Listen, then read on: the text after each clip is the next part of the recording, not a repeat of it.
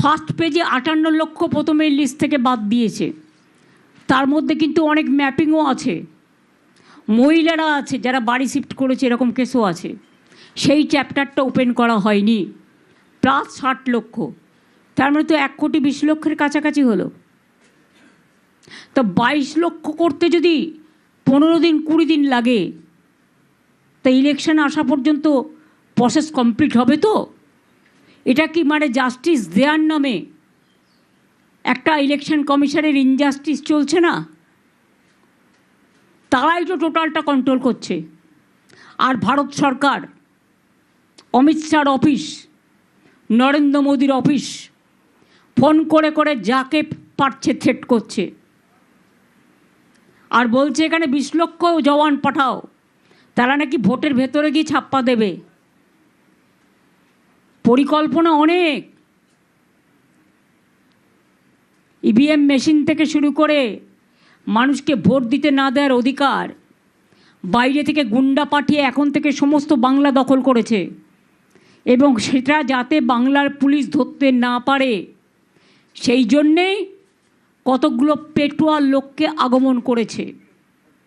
আর যত বেছে বেছে অবজারভার, একটা অ্যাসেম্বলিতে একটা পুলিশ অবজারভার, একটা এক্সপেন্ডিচার অবজারভার, আর একটা জেনারেল অবজারভার, এত লোককে খাওয়াবে কে? 2024-এ 2000 কোটি টাকা আমরা পাইনি। এ তো আমাদের সব গ্যাস নিয়ে নেবে। আমার তখন ভয় গ্যাস নিয়ে, লোকে এলপিজি পাবে না। যদি 10 লাখ পুলিশ আর এতগুলো অবজারভার এসে বসে, তাদের রাখবো কোথায়? সব হোটেলে রাখবে। হোটেলের টাকা কে দেবে? তাদের পেছনে পেছনে পুলিশের এসকর্ট ঘুরবে, সিএপিএফের ঘুরবে, এজেন্সির ঘুরবে, বর্ডার থেকে টাকা আমদানি করবে।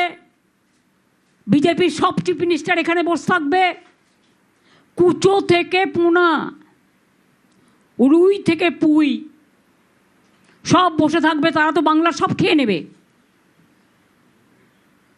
বাংলার মানুষের খাবারটাই বন্ধ করে দিচ্ছে। অধিকার কারা শুধু নয়, এত গ্যাস পাবে কোত্থেকে? এদের জন্য তো অনেক গ্যাস লাগবে।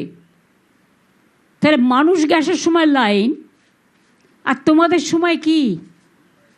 এটা সাইন, ভোটের সাইন। সুতরাং মানুষকে বুড়বাক বানানো এত সহজ নয়। মানুষ ওদের নির্বাক করে দিয়ে আগামী দিন মানুষের সম্মান রক্ষা করার জন্য গণতন্ত্রকে শক্তিশালী করবে। আমি আমার জন্য বলছি না, আমি নিজেকে নিয়ে অত করি না, কেয়ার করি না। আমি লড়াই করি, লড়াইয়ের থেকে জন্ম নিয়েছি, চিরকাল লড়াই করে যাব। কিন্তু বাংলার মানুষের ওপর যাতে অত্যাচার না হয়,